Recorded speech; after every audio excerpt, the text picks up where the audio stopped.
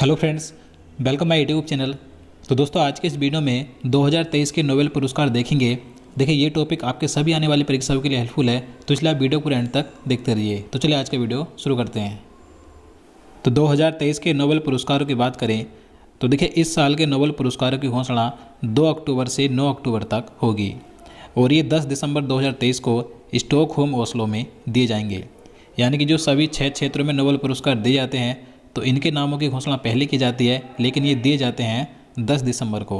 अब 10 दिसंबर को क्यों दिए जाते हैं?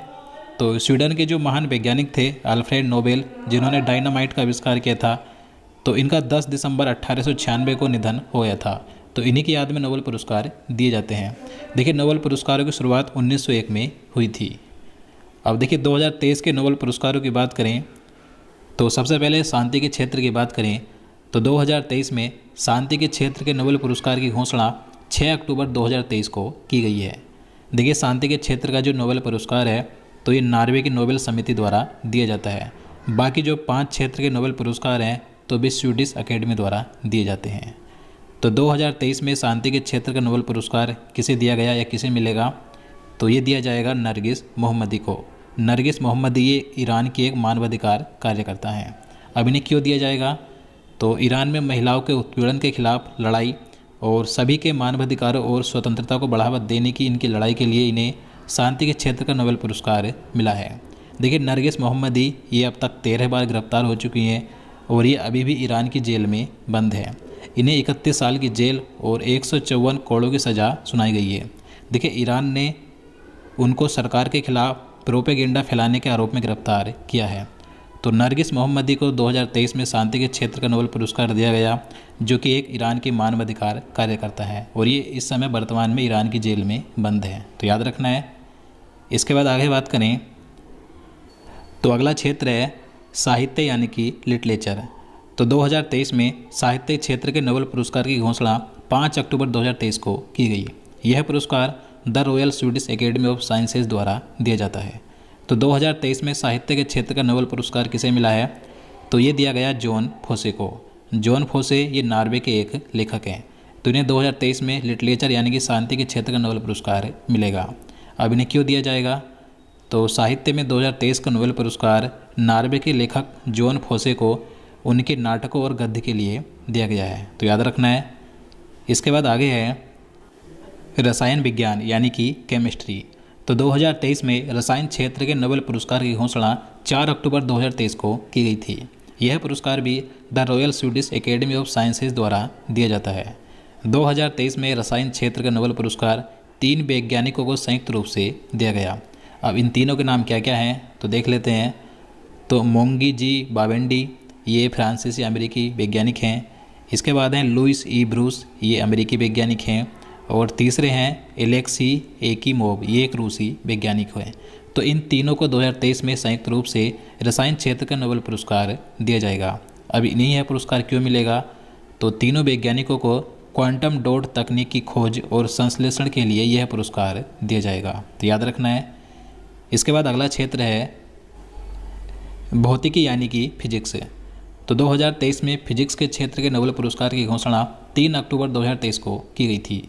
यह पुरस्कार भी the royal Swedish academy of sciences द्वारा दिया जाता है। जो मैं आपको पहले ही बता चुका हूँ कि जो नोबेल पुरस्कार है जो 6 क्षेत्रों में दिए जाते हैं, तो 6 में से एक क्षेत्र का नोबेल पुरस्कार शांति के क्षेत्र का सिर्फ नॉर्वे की नोबेल समिति द्वारा दिया जाता है। बाकी 5 क्षेत्रों के नोबेल पुरस्कार स्वीडिश अकेडमी द्वारा दिए जाते हैं, तो याद रखना है। तो 2023 के फिजिक्स के क्षेत्र के नोबेल पुरस्कार की बात करें तो यह पुरस्कार 2023 में 3 वैज्ञानिकों को संयुक्त रूप से दिया गया है। तीनों के वैज्ञानिकों के नाम क्या क्या हैं? तो फेरेंग क्राउस, ये एक हंगेरियन ऑस्ट्रेलियाई भौतिक वैज्ञानिक हैं। दूसरे हैं पियरे अगोस्तिनी, ये फ्रांसीसी भौतिक वैज्ञानिक हैं। और तीसरी ये महिला वैज्ञानिक है जिनका नाम है एनी एल हुई लियर, ये फ्रांसीसी स्वीडिश भौतिक वैज्ञानिक हैं। तो इन तीनों को 2023 में संयुक्त रूप से फिजिक्स के क्षेत्र का नोबेल पुरस्कार दिया जाएगा। अब इन्हें यह पुरस्कार क्यों मिलेगा? तो इन तीनों वैज्ञानिकों को यह पुरस्कार पदार्थ में इलेक्ट्रॉन गतिशीलता के अध्ययन के लिए प्रकाश के एटोसेकेंड पल्स उत्पन्न करने वाले प्रयोगात्मक विधि की खोज के लिए दिया जाएगा, तो याद रखना है। इसके बाद अगले क्षेत्र की बात करें तो अगला क्षेत्र है चिकित्सा यानी कि मेडिसिन। तो 2023 में चिकित्सा क्षेत्र के नोबेल पुरस्कार की घोषणा 2 अक्टूबर 2023 को की गई थी। यह पुरस्कार स्वीडिश कैरोलिस्का इंस्टीट्यूट की नोबेल असेंबली द्वारा दिया जाता है। तो 2023 में चिकित्सा क्षेत्र के नोबेल पुरस्कार 2 चिकित्सकों को दिया गया। दोनों के नाम देख लेते हैं। तो पहला नाम है ड्र्यू बीसमेन, ये अमेरिका के एक चिकित्सक हैं, और दूसरी महिला चिकित्सक है जिनका नाम है कैटालीन कारोकी। ये हंगरी में जन्मी है लेकिन ये अमेरिकी नागरिक हैं। तो इन दोनों को संयुक्त रूप से 2023 में मेडिसिन का नोबेल पुरस्कार दिया गया। अब इन्हें क्यों मिलेगा यह पुरस्कार? तो इन दोनों को यह पुरस्कार संयुक्त रूप से न्यूक्लियोसाइड बेस मॉडिफिकेशन की खोज के लिए मिला, जिसका इस्तेमाल कोविड-19 के खिलाफ mRNA वैक्सीन बनाने में हुआ है। तो इसलिए इन दोनों को संयुक्त रूप से 2023 में चिकित्सा क्षेत्र का नोबेल पुरस्कार दिया गया। तो याद रखना है। इसके बाद आगे बात करें तो अगला क्षेत्र है आर्थिक विज्ञान यानी कि इकोनॉमिक्स। तो देखिए, अभी तक इकोनॉमिक्स क्षेत्र के नोबेल पुरस्कार की घोषणा नहीं की गई। इसकी घोषणा 9 अक्टूबर 2023 को की जाएगी।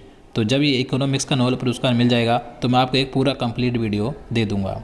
तो यह पुरस्कार भी the royal Swedish academy of sciences द्वारा दिया जाता है। तो दोस्तों, आज के लिए इतना ही। अब चलिए आपके लिए आज 2 प्रश्न हैं जिसका आंसर आपको नीचे कमेंट बॉक्स से बताने हैं। तो आपके लिए आज का पहला प्रश्न है, नोबेल पुरस्कार कितने क्षेत्रों में दिया जाता है? तो इसका आंसर आपको नीचे कमेंट बॉक्स में बताना है। इसी के साथ दूसरा प्रश्न है आपके लिए, नोबेल पुरस्कार की शुरुआत कब हुई थी? तो ये दोनों प्रश्नों के आंसर आपको नीचे कमेंट बॉक्स में जरूर बताने हैं। तो दोस्तों, आज के लिए इतना ही। अगर आपको वीडियो अच्छा लगा हो, आपके लिए हेल्पफुल हो, तो प्लीज़ वीडियो को लाइक और शेयर करना, साथ ही चैनल को भी सब्सक्राइब कर लेना। और देखिए, अगर आप 2023 के सभी टॉपिक वाइज वीडियो देखना चाहते हैं तो आपको इस वीडियो को लास्ट में प्लेलिस्ट मिल जाएगी। आप यहां से जाकर जितने भी 2023 के सभी करंट अफेयर्स के टॉपिक वाइज वीडियो हैं तो बेस अभी बनाए हुए हैं, तो आप उन्हें देख सकते हैं। तो दोस्तों, मिलते हैं चलिए नेक्स्ट वीडियो में। जय हिंद, जय भारत।